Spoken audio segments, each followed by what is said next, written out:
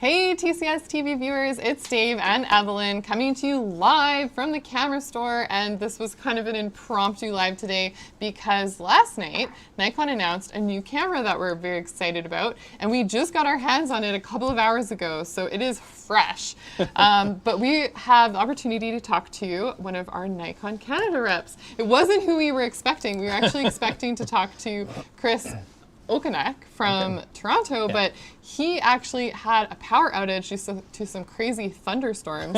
And so it was kind of like chat roulette with Nikon, figuring out what was going to happen. And so we were actually very fortunate to be able to chat with our local rep from Edmonton. His name is Russ Mandelier, and we'll be chatting with him shortly.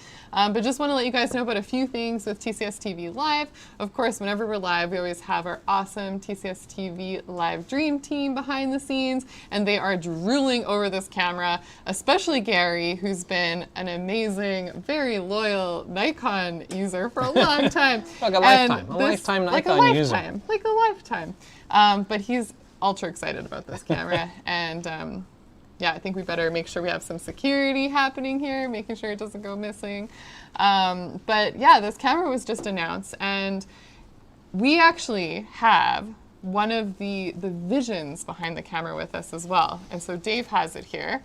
This is the what? This is the Nikon FM2. So this is the classic film camera that all the hipsters want. This is what so many people learn to shoot photography or do photography with, and this was their first film camera or something they aspired to have. Yeah. They're super hot on the used market. People are buying them like crazy.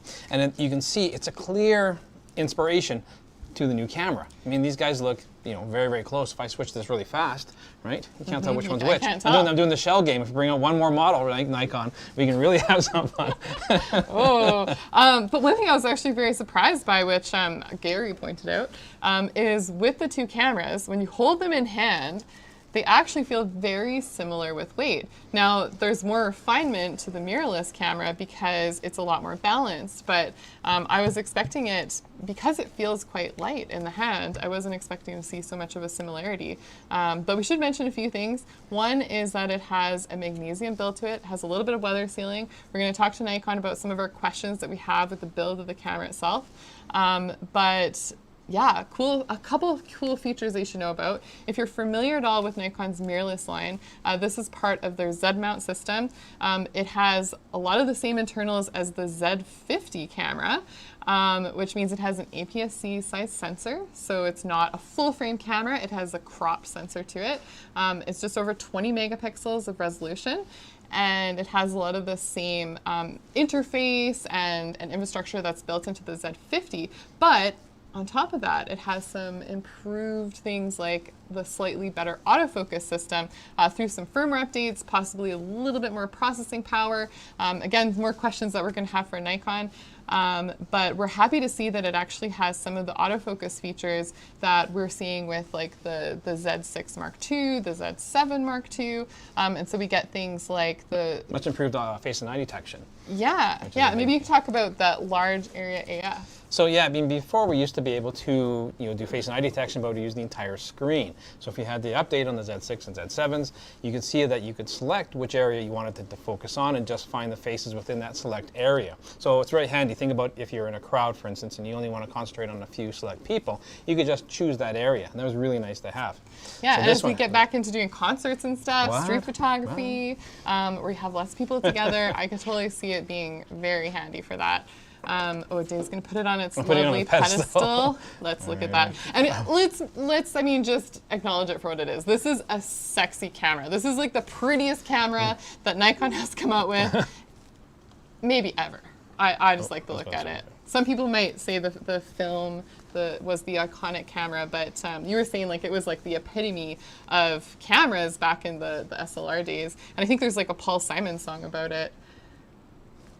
Camera. Anyways, it was popular, very iconic. I was doing with Kodachrome, I think. No, there's a Nikon camera song. Comment below if you know which song I'm talking about. Jordan, help me out here. I know he's There'll watching. be a karaoke session later. There'll be an Evelyn karaoke session later. Yeah, so we have lots of people in the chat, and that brings up a very good point, is if you have questions yourself, because you've heard about this new announcement, you can ask them in the chat. We are going to bring on Russ Mandelier from Nikon very soon, and he'll help us answer a bunch of questions. We're just going to chat about this camera. It's going to be really exciting. So why don't we bring on our special guest, Russ Mandelier from Nikon Canada. And hi, Russ. How's it going in Edmonton? Hi, everyone. I'm good. I'm hot, just like you guys down in Calgary. So yes, I'll weigh in too. It is Kodachrome. Paul Simon. You were right, Dave. I swear, there's a Nikon song. We're gonna get to the bottom of this. He actually says Nikon in the lyrics of Kodachrome. So. Oh, okay. So I'm not totally wrong. You're not wrong. It's a little legendary song for Nikon. So. Oh, from the song Kodachrome. Okay. Yeah. Okay, so let's get into this a little bit. We touched a little bit on just like the retro styling and the inspiration behind the camera. Now, Nikon did something similar with the DSLR camera several years ago, and I mean, personally, I think like this is kind of what I think people would have loved to see. This is so sleek and nice, and really does sort of emulate that FM2 style. What are your thoughts on the design, Russ? Yeah, I really like the aesthetics on this camera. I think that it pays perfect homage to our roots, and you know the fact that Dave was playing his shell game, and it's very hard to tell the two models apart. It really shows how much attention the Nikon team paid to, you know, our heritage and our roots in our film cameras, and you know, use that to sort of inspire the stylings of this. So yeah, and you know, the sizing is a little bit different because it is that smaller sensor, but I think that you know, sort of allowed us to engineer a camera that has that sort of similar form factor and make it just a go anywhere, sort of do anything camera, one that you want to easily just have in your bag and have handy. So no, I really like it. I'm with you. I think this is one of the most beautiful cameras Nikon has made. It's so I'm very keen to spend more time with it. And get out and shoot, and like not just shoot it, but I kind of want to be seen shooting it. You know what I mean? It's gonna up Russ's style game. You know, like it's just apparently any outfit. I need all the help I can get. Yeah. Now let's talk a little bit about just some of the fine details that maybe you didn't see in the initial announcement. And I think one of the biggest things is those dials on the top of it. I mean, to me, this is one of the things that I like about other cameras that are sort of that same retro feel to it. Is having those tactile dials that have like clickiness to them. These ones feel really good. Dave was mentioning to me before, like they're made of aluminum. They're just really nicely designed. Can you tilt it so that maybe they can see the dials that I'm talking about? And there's a couple interesting things that you should know about. One of them is that there's not actually a dedicated mode dial. Instead, they did something very slick where it's on the side of the camera, and so you can switch between manual, aperture, shutter priority, and that kind of thing. And it's a really good use of space, and it gives the ability to have a shutter speed dial as well as an ISO dial and then exposure compensation. On the top of it though, you do notice maybe there's a couple modern things. It has a dedicated record button for video. Yeah, I mean, obviously that's an area where, you know, we went a little bit different than the DF as well too, right? Because the DF, you know, there was no video capability in that camera to sort of maintain a certain aesthetic. And, you know, at the same time, this is an area that is popular and people, you know, even if you're not a dedicated videographer, everyone takes short video clips from time to time, right? So we wanted to have some, you know, easily accessed, good quality video, some good feature sets. You know, you can do time lapse, you can do 4K. So video is not forgotten about. It's actually an important part of the underpinnings of this camera. Awesome. And with all of the features, it almost would be like the perfect vlogging camera, and we hear that talked about quite a bit. Now, with the headphone jack, and it does not have a headphone jack, but it does have a microphone jack. Yeah, mic jack. Yeah, yes. No headphone jack. You do have the audio levels display that you can access, you know, and bring up, but yeah, there is no headphone jack on it. But that's, I mean, that's a good point. I always think like with vloggers that are filming themselves, it's good to be able to see the physical levels themselves. But I mean, you might look kind of silly wearing big headphones while you're monitoring your own audio. Yeah, absolutely, right? But you gotta maintain that look while you're vlogging, right? So. Yeah, well, especially like if you're going for that fashionista style with your new camera. Well, there are some design choices I really do like about this camera. I like that on both dials, they are a clickable or unclickable, right? So you can click them and it locks in place, right? Which is great, right? Which is a really nice option. So I can lock it, but I have to push it to actually close it or to move it, which is nice. Things I can sort of set it and forget it, which is a nice feature. Yeah, some other things that we just like with the overall feel is just the placement of all the buttons. They've really maximized the real estate on the back of the camera as well. Maybe you can flip it around again so they can see. But you have an info button for your menu. You have just a nice little, what do you call it, D-pad for moving through your different options. And so I just like how they've done the layout overall. And then again, that fully articulating screen does lend itself well to being a good video camera as well as for selfies and just being able to shoot at various angles. So that's fantastic. Now, a couple of things that we'll harp on a little bit is just to do with the experience looking through like the viewfinder as well as the LCD panel itself.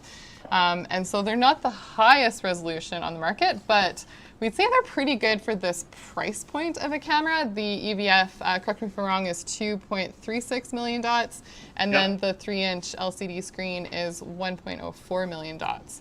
So it's sufficient resolution, like it's enough. But was there thoughts of like making it even more? Well, I mean, it's about keeping a camera competitive in the category, right? Anytime you make an improvement like that, then there's going to be an impact to the price point and things like that. So we want to have a compelling camera that's also accessible, right? So I want to draw back to the top aesthetic too. We mentioned the dials and all of that, but they also forgot there's the little Aperture Lcd panel as well. Yes, that's a nice little teeny feature that I think is kind of adorable. Now you can't program that to anything else, right? It's just for viewing just the Aperture. Yeah. So but again, it kind of gives it that retro feel with. Yeah, it has that retro feel, right? Yeah. Yeah, absolutely. So. Now, as far as options for the different configurations of this camera go, so there is 2 different lens kit options. So right now we have the 28mm lens, but you can also get it with a zoom lens. We offer technically 3 because you can buy just the camera body only. But then there is the sort of standard kit is with the Z DX 16 to 50 lens, which is actually the same lens that we include with the Z50, though this one comes in a limited edition silver to match the camera aesthetic.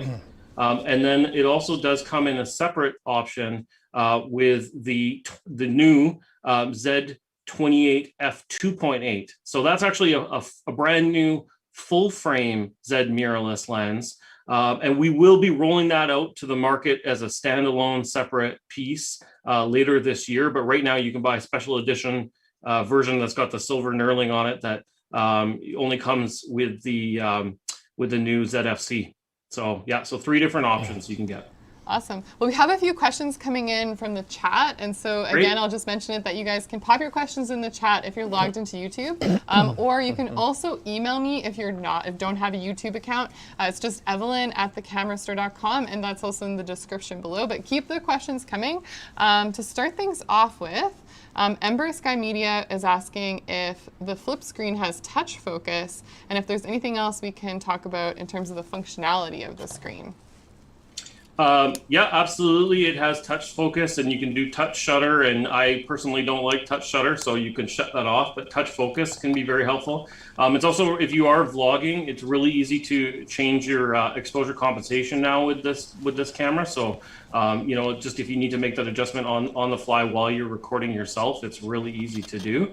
And it's a lot like the Z50 in that you have that eye menu that you can easily navigate through, whether you're using the D-pad, but you can also touch, change it. And the whole eye menu is highly customizable. So you can really make it, do what you want it to do and then have the touch interface and access everything really quickly. No, it seems to work really well. It's very sensitive, right? It's nice and seems to work really, really well. So I'm glad that we're getting more and more implementation of functionality with the touchscreen. Yeah, another question from the chat is from Mitchell R. And this is a question I'm really curious about, and I'm sure you cannot answer it, but asking if there's any plans or to come out with a full frame version. Yeah, I definitely can't answer that. You know, sort of one thing at a time, right? Yeah, baby steps. We're really happy with the the response we've had so far today since we've launched this camera, so that's great. But yeah, anything future like that, I don't know. I can't comment. No, that's fine. I mean, we can hope and dream, and we can hope. Yeah, yep. Dave and I were talking Absolutely. about it. Like, it would be pretty slick to have a full frame version eventually. You know, it would just add to that lineup, and hopefully it's a Absolutely. good direction for Nikon. Well, I mean, if this camera is very successful, and I think it will be, it's at a really nice price point. You know, back with the DF, I think that was a much more expensive camera. Here, this reaches a lot more, it's much more accessible with its price point. So I think we're going to see it really hit its stride and sell quite well, especially with that 28 mil. It's like a fantastic little combination. Yeah, now I see Nikon Canada is also signed into the chat, and they're saying hi, Russ. So I'm assuming that must be Chris. And so they're in the chat as well. So again, if there's anything that the three of us get stumped on, then again, put those questions in the chat. It's always good to bring your friends, right? So. Yes. And we gotta boost our numbers, eh? Yeah. And I love a question that we can answer, and this is from Steve Chan asking if there is a built-in flash, and there is not a built-in flash. That is one of the very few features that you get on the Z50 that you do not get on this camera. That's right. Yeah, absolutely. Yeah. Yeah, but otherwise, as far as functionality goes, it's pretty much, you don't miss out on anything else from the Z50 unless you're the person that really liked that chunkier kind of ergonomic feel to it. Yeah, the Z50 does have this, I have one right here, and it does have this really nice hand grip on it, yeah. And to maintain the aesthetic and sort of that heritage, we don't have that same styling on the new ZFC. So I mean, that being said, is there going to be an optional grip available for it? No, that's something that the internet seems to think exists, and maybe there'll be something third party that could come. Who knows, right? Those things happen, but no, there is no grip available for it. Okay. The other thing I do like about this, which over the Z50, is that you can power this through USB-C, which is a nice feature. Yeah, and so that's helpful for video recording. Remember this earlier in the last year or two with COVID and everyone working from home, and I'm doing this right now as well. You have the Nikon webcam utility, and it's free, and you download that, and then so I'm using a Z6 right now to talk to you guys, and so but then you have to either have an AC power supply or you have to have a lot of batteries, which I do. But the nice thing with the ZFC is that, if you have a USB-C port, you can plug right in and you can have continuous power to the camera through that. And that is new with this model. That's something that's different from the Z50. Actually, is there a recording limit as far as video goes? Yes, there is still the standard 2959 recording limit. Yeah, but if you're doing, like streaming like this, then you're limited. You're limited by the service, the platform that you're using, right? So. Now, we haven't really got into the video specs yet, but just to give you guys a rundown, again, it's same as the Z50, but you do get a new feature, which is eye detection, autofocus while you're shooting video, and that is a super handy feature. Again, if you're someone that is doing vlogging, it works very well, and it's nice to see it in this camera here. One of the things that you should be aware of is that there's no in-body image stabilization. Did you have any comments about that, Russ? Yeah, so actually, two things. Going back to the eye detect autofocus.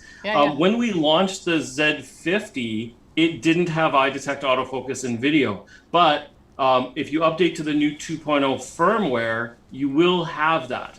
What is different now with the ZFC is you will have eye detect autofocus in video for animals as well. So that was something that you could get on the Z50 after the firmware update in stills, but not in video. In terms of IBIS, no, it doesn't have it. Neither does the Z50. But that kit 16 to 50 lens does have VR in it.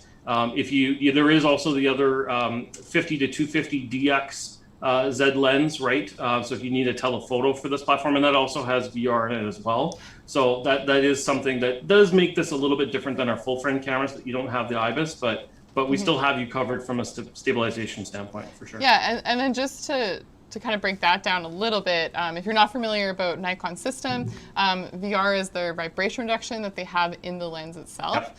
And so, yeah, you do have lots of options out there, and it does help prevent a little bit of that shaky. And so if that's something you're concerned about, just make sure you get the kit with one of those lenses. Yep. We got a question here from Sean Wu asking about pricing information. And so I can give you the Canadian price information for sure. So the Nikon ZFC body is going to be $12.99 Canadian out of the gate. And then with the 28mm f2.8 lens, it's going to be $15.99, and with the 16 to 50mm lens, it's going to be $14.99. Yeah, so I love the idea of going with the 28mm. That price point, I think is fantastic. I think it's right in there. People, if you look at the rest of the market, what it's supporting, you're getting a really cool camera with great styling, great functionality, and that 28mm lens really is a fantastic walk-around street shooting lens. And it also... It is, yeah. Right? Yep. And I've been so happy with the Z Prime lenses, and this is going to be a more cost-effective price point, but I'm really excited. I think this 28 is going to be quite surprising in terms of the image quality it's going to deliver. It's a lens I definitely want to try myself. Yeah. Now, CF Wheezy is saying, it seems like all the features are things that other companies had for some time. Now, I have to say that with the announcement of this camera, there really wasn't any major developments or features that were like groundbreaking, but I think the biggest things to keep in mind that it has a lot to do with just the style of this camera, that homage to the past, and having something that is very modern and kind of up to spec for the price point. Because we just talked about what the pricing is, and in the market for having an APS-C camera that has this feature set, this type of autofocus system, and these options, it's fairly competitive. And no, it's not groundbreaking in terms of tech, but I think it checks a lot of the boxes that people that would be in this market would be interested in. There was a question earlier asking kind of who it's designed for, and I really see this as being an everyday camera that you could take traveling. Like, that's starting to open up for people.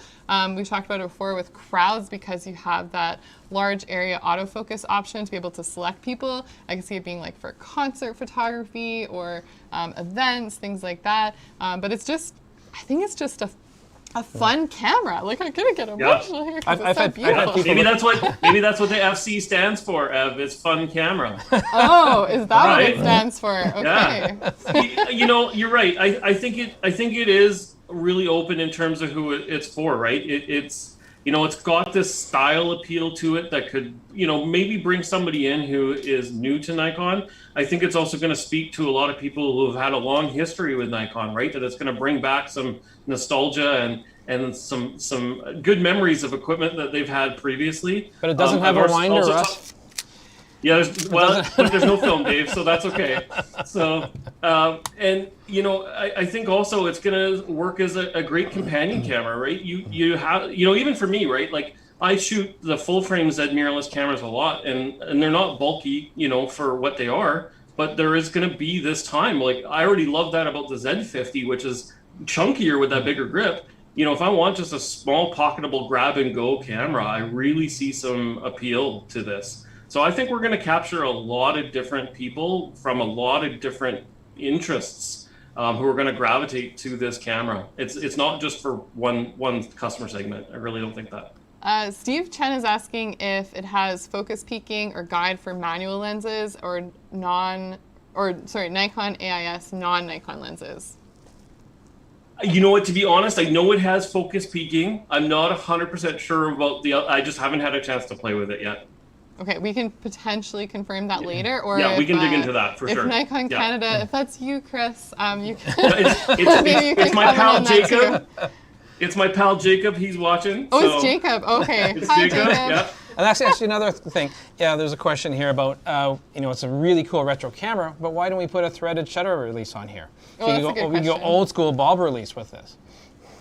Yeah, that's interesting, and I can kind of see sort of the nostalgia factor for that. I think that a lot of people maybe don't have those in their bags anymore, and there's been some other tech that has superseded that to a certain extent, right? So for example, one of the updates to this camera is it has an enhanced version of Snapbridge compatibility compared to the Z50, and so you can actually now Bluetooth trigger just Bluetooth without engaging Wi-Fi and draining the battery. You can trigger your shutter, but you can also start and stop your video too, right? And that's something that a threaded shutter release isn't going to offer you. So I see the appeal, and I also recognize that, you know, is it going to be the go-to thing for a lot of customers? There's just so many other options out there right now for the ways you can trigger it, right? Even self-timer. I got kids. I do self-timer all the time, and I go into the menu settings and I change it to do 3 or 4 photos because I know somebody's going to blink or be looking the wrong way or whatever.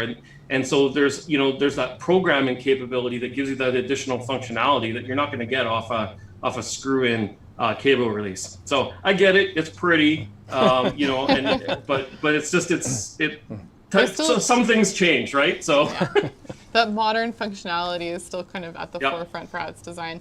And that just made me think of another question about people that may have had a Nikon DSLR camera. Can you talk a little bit about adapting lenses and what you're able to do? Yeah, absolutely. I mean, this is really not changed since the launch of the Z series cameras going on about 3 years ago now, right? So we do have the Ftz Adapter, and we have compatibility with 90 plus lenses, full compatibility with, if it's an AFS or an AFP lens, you can adapt. You know, it's a DX sensor, so you take in the crop factor exactly the same way you would if you were, using a full frame lens on a DSLR.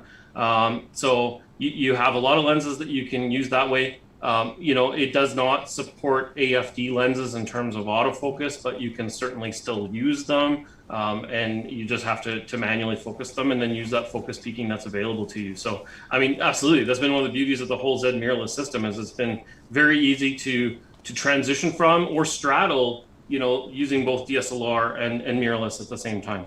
I adapt lenses all the time.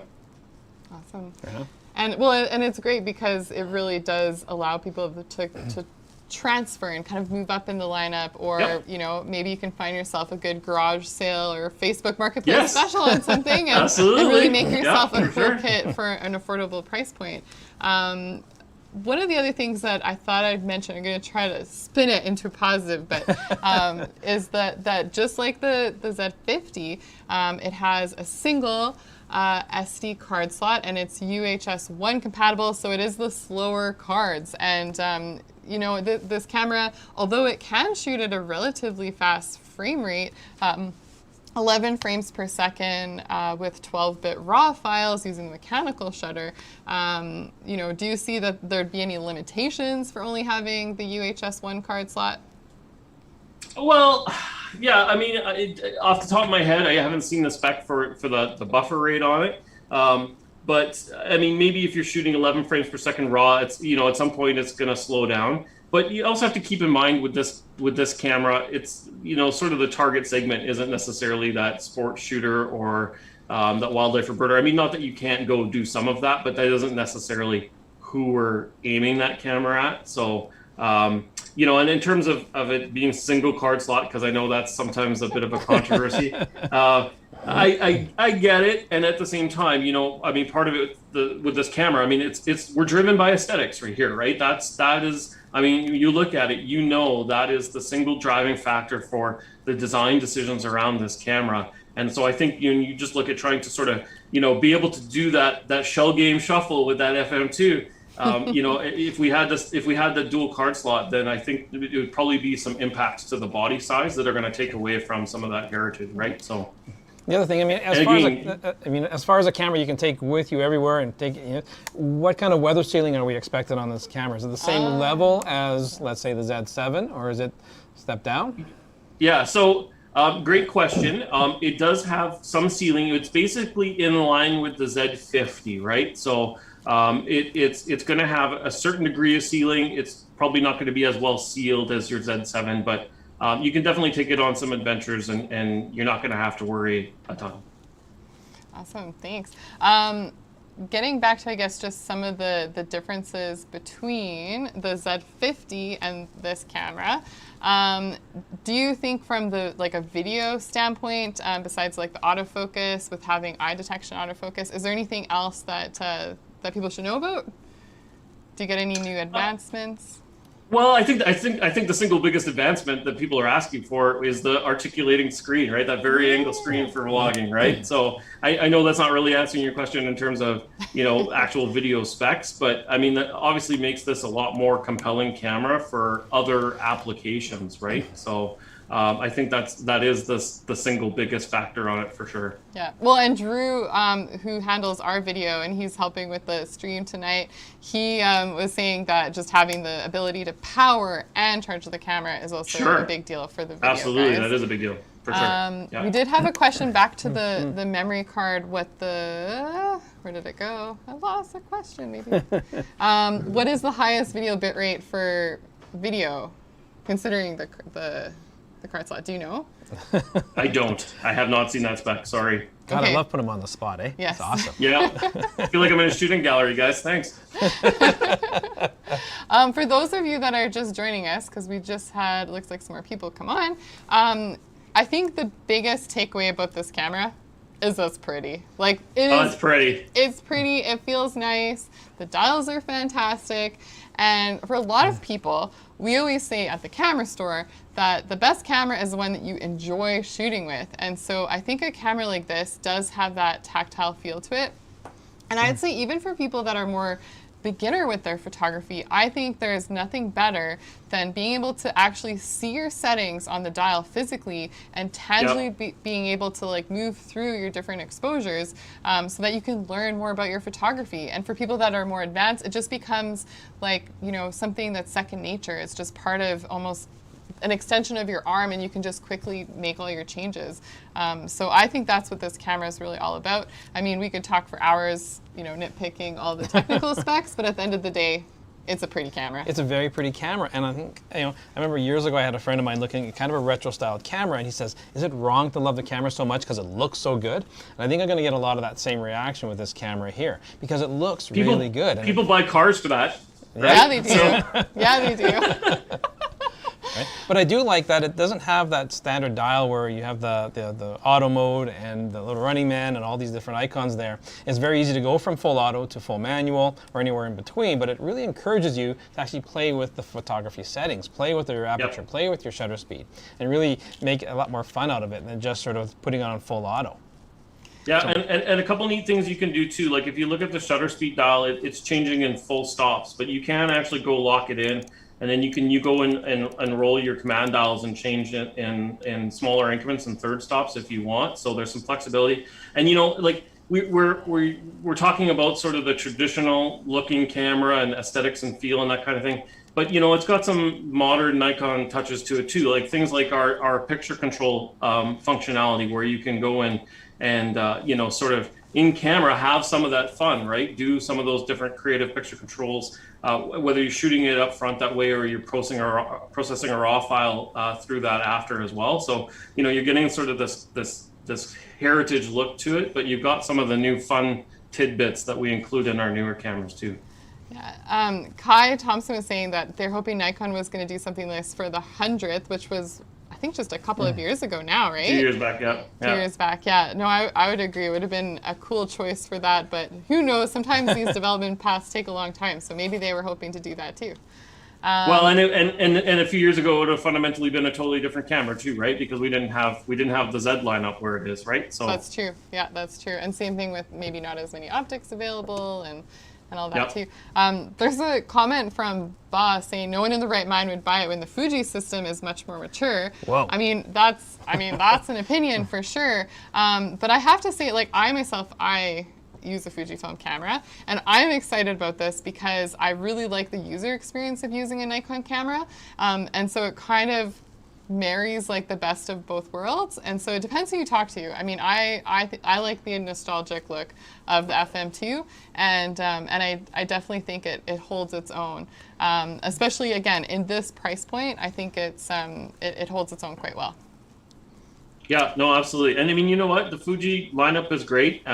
and they do have a robust lens lineup, and we're growing ours. We did do a development announcement. This has been maybe a bit overshadowed with the new beautiful camera, but we did have a development announcement for a new ZDX 18-140. So I know people are excited about some primes and other things that could come for DX, and maybe they will. I hope they will. But we are fleshing it out, and obviously you do have that ability to adapt to a large amount of Nikon lenses that are out there. So I think there's room for the wonderful Fuji system to coexist with ours.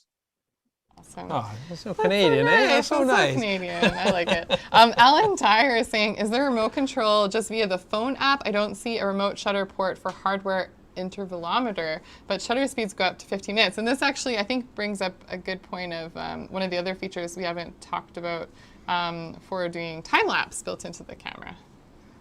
Yeah, there's time lapse built in, and I didn't fully catch the question. I know you can remote trigger the camera for sure. You cannot do intervalometer from the app if that's the question, but you can go in and trigger that easily from the camera itself. Yeah, a shutter port for hardware intervalometer, but shutter speeds go up to 15 an actual minutes. release. Yeah. Yeah. No, but so again, you can program it right into the camera, right? There's an intervalometer function right in the menu that's super, and you can set the number of shots and intervals, but you can even delay the start time. There's a lot of features built in for intervalometer right into all the Z cameras. Okay. I use it a lot myself with my own shooting, so. Awesome. Wong was saying, how many shots on a full battery? We just got this like a couple of hours ago in our hands, so we haven't run out of the battery yet, but SEPA is 300 shots, the same as the Z50. But interestingly enough, we actually used a very high power charger from actually Gary's gear that he had, and it charged up super fast. So it's great having that, again, USB-C charging and power ability, because you can charge up the camera really quickly, and you have lots of options on how you can charge it. Absolutely, and I find lots of times that the SEPA methodology for testing batteries is designed for consistency across models and brands, and there's nothing wrong with it at all. I do find lots of times in real world use, you can outlast the SEPA rating too. So, but it depends what you do, right? I mean, video obviously is going to be a lot more power hungry. Yeah, I mean, I find when I'm shooting mirrorless cameras of any brand, I turn the camera on, take my shots, and then I turn the camera off. So if I'm walking to a different location, maximize your battery life. Totally. So I think we pretty much touched on the main things that we wanted to talk about tonight. And just again, to kind of reiterate what we are most excited about, I mean, the style, that's number one. Very exciting. It's nice that it has that fully articulating screen. We mentioned it lots of times. I think we're really into it, the USB-C charging and powering. I don't think people they underestimate how valuable that can be.